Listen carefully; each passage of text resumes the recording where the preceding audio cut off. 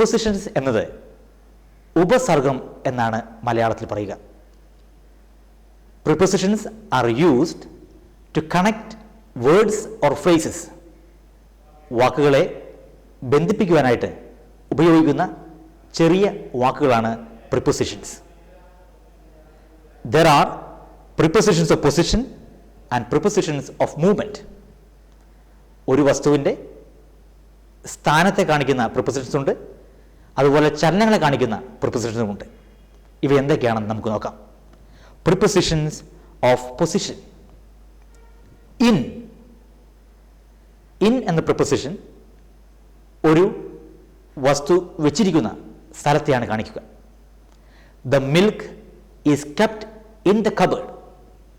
പാല് അലമാരയുടെ അകത്താണ് വെച്ചിരിക്കുന്നത്. അറ്റ് ഒരു വസ്തുവിൻ്റെ സ്ഥാനത്തെ കാണിക്കുന്നു. പ്ലീസ് ലുക്ക് അറ്റ് മീ, എന്നെ നോക്കുക. ഓൺ മുകളിൽ. The boy sat on the chair. കുട്ടി കസേരയുടെ മുകളിൽ ഇരുന്നു. എബവ് മുകളിൽ എന്നാണ് ഇതിൻ്റെ അർത്ഥം. The plane flew above the building. വിമാനം കെട്ടിടത്തിന് മുകളിലൂടെ പറന്നുപോയി. ഓവർ എന്ന പ്രിപ്പോസിഷനും മുകളിൽ എന്ന് തന്നെയാണ് അർത്ഥമാക്കുന്നത്. The aircraft flew over the sea. വിമാനം കടലിന് മുകളിലൂടെ പറന്നുപോയി. ബിലോ താഴെ എന്നർത്ഥത്തിലാണ് അവിടെ കാണിക്കുന്നത്. The price of the commodity is below our expectation. ഈ വസ്തുവിൻ്റെ വില നമ്മുടെ പ്രതീക്ഷയ്ക്കും താഴെയാണ്. അണ്ടർ അടിയിൽ എന്നർത്ഥത്തിലാണ് ഉപയോഗിക്കുന്നത്. The shoe is kept under the അൽമാര. ഷൂ അലമാരയുടെ താഴെയാണ് വെച്ചിരിക്കുന്നത്. ബിറ്റ്വീൻ രണ്ട് വസ്തുക്കൾ അല്ലെങ്കിൽ വ്യക്തികളുള്ളപ്പോൾ അവയ്ക്ക് ഇടയിൽ എന്ന അർത്ഥത്തിലാണ് ബിറ്റ്വീൻ ഉപയോഗിക്കുക. The student SAT between his companions. വിദ്യാർത്ഥി അവൻ്റെ സഹപാഠികളുടെ ഇടയിൽ ഇരുന്നു. രണ്ടു പേർക്കാണ് ഇടയിലിരിക്കുമ്പോഴാണ് ബിറ്റ്വീൻ എന്ന വാക്ക് ഉപയോഗിക്കുക. ബിസൈഡ് അരികെ എന്നർത്ഥത്തിലാണ്. She sat beside her friend. അവൾ അവളുടെ സുഹൃത്തിൻ്റെ അടുത്ത് ഇരുന്നു. നിയർ അരികിൽ. Our office is near the church. നമ്മുടെ ഓഫീസ് പള്ളിയുടെ അരികിലാണ്. ബിഹൈൻഡ് പുറകിൽ എന്നർത്ഥത്തിലാണ് ബിഹൈൻഡ് എന്ന പ്രിപ്പോസിഷൻ ഉപയോഗിക്കുക. Our play ground is behind the school building. നമ്മുടെ കളിസ്ഥലം സ്കൂൾ ബിൽഡിങ്ങിൻ്റെ പുറകിലാണ്. എമംഗ് രണ്ടിൽ കൂടുതൽ വ്യക്തികളോ വസ്തുക്കളോ ഉള്ളപ്പോൾ അവയ്ക്കിടയിൽ എന്നർത്ഥത്തിൽ എമംഗ് എന്ന വാക്ക് ഉപയോഗിക്കുന്നു. She is the brightest among her companions. അവളുടെ സഹപാഠികളിടയിൽ അവളാണ് ഏറ്റവും ബുദ്ധിയുള്ള കുട്ടി.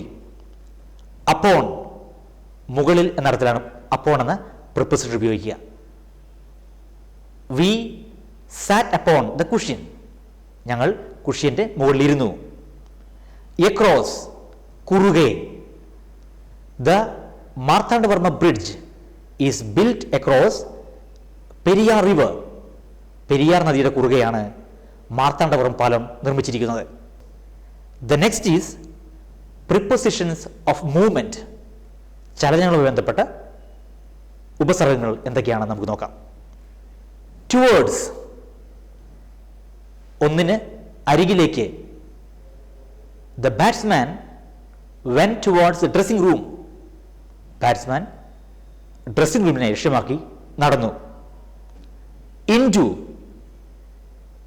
ഉള്ളിലേക്ക് എന്നർത്ഥത്തിലാണ്. The guest came into the room. അതിഥി റൂമിലേക്ക് കടന്നു വന്നു. Out of the pass mark is 40 out of 100. 100-ൽ ജയിക്കാനായി 40 മാർക്ക് വേണം. ഫ്രം നിന്ന്. He came from America. അവൻ അമേരിക്കയിൽ നിന്ന് വന്നു. Through I passed the examination through her intercession. അവളുടെ പ്രാർത്ഥനയുടെ ഫലമായി ഞാൻ പരീക്ഷ പാസ്സായി. എലോങ് ഒന്നിനോട് ഒപ്പം എന്നുള്ളതിലാണ് കാണിക്കുക. He road the bike along the road. അവൻ റോഡിലൂടെ ബൈക്ക് ഓടിച്ചു പോയി. Up. He went up the mountain. അവൻ മലമുകളിലേക്ക് പോയി. ഡൗൺ, താഴെ എന്നർത്ഥത്തിലാണ്. Please come down. ദയവായി താഴെ വരിക. എറൗണ്ട്, ചുറ്റും എന്നർത്ഥത്തിലാണ്. The wall is built around the property. മതിൽ നിർമ്മിച്ചിരിക്കുന്നത് വസ്തുവിന് ചുറ്റുമാണ്. നാം തീർച്ചയായും ചെയ്തിരിക്കേണ്ട ഒരു കാര്യത്തെ കാണിക്കുവാൻ ഹാസ് ടു എന്ന വാക്ക് ഉപയോഗിക്കുന്നു. He has to pay the money. അവൻ പണം നൽകിയേ തീരൂ. She has to pass the exam. അവൾ പരീക്ഷ പാസ്സായേ പറ്റൂ. The player has to play well. കളിക്കാരൻ നന്നായി കളിച്ചേ പറ്റൂ. ഏകവചനത്തോടൊപ്പമാണ് നമ്മൾ ഹാസ് ടു ഉപയോഗിക്കുക. ഒരു കാര്യം ചെയ്തേ പറ്റൂ എന്ന് കാണിക്കാനാണ് ഹാസ് ടു ഉപയോഗിക്കുന്നത്. സൂത്രവാക്യ പ്രകാരമാണ് subject plus has to plus present tense of the verb plus object. The doctor has to attend to the patient. Doctor തീർച്ചയായും രോഗിയെ കണ്ടേ പറ്റൂ. ഇത് ബഹുവചനത്തിലേക്ക് വരുമ്പോൾ have to, we have to obey our parents. നമ്മൾ മാതാപിതാക്കളെ അനുസരിച്ചേ പറ്റൂ. The students have to respect the teachers. വിദ്യാർത്ഥികൾ അധ്യാപകരെ ബഹുമാനിച്ചേ പറ്റൂ. Ram and Rahim have to do their homework. റാമും റഹീമും ഹോംവർക്ക് ചെയ്തേ പറ്റൂ. അത് ചോദ്യരൂപത്തിലേക്ക് വരുമ്പോൾ ഇപ്രകാരമാണ്. Do I have to visit her.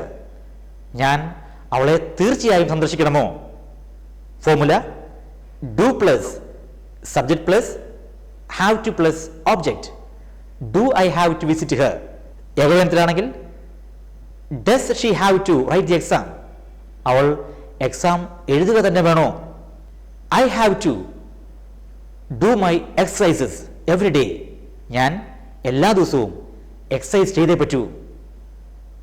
The next is had to. ഭൂതകാലത്ത് തീർച്ചയായും ചെയ്തിരിക്കേണ്ടിരുന്ന ഒരു കാര്യം ചെയ്തതിനെ കുറിച്ചാണ് ഹാഡ് ടു ഉപയോഗിച്ച് നാം പറയുക. They had to give up. അവർക്ക് തോറ്റു കൊടുത്തേ പറ്റുമായിരുന്നുള്ളൂ. My friends had to sell their property. എൻ്റെ സുഹൃത്തുക്കൾക്ക് അവരുടെ സ്ഥലം വിൽക്കുക മാത്രമേ നിവൃത്തി ഉണ്ടായിരുന്നുള്ളൂ. India had to go for an agreement. ഒരു എഗ്രിമെന്റിന് ഇന്ത്യക്ക് തീർച്ചയായും പോകേണ്ടി വന്നു. My grandfather had to sell the property. എൻ്റെ മുത്തച്ഛന് വസ്തു വിൽക്കേണ്ട ഒരു അവസ്ഥയുണ്ടായിരുന്നു. ഷുഡ്.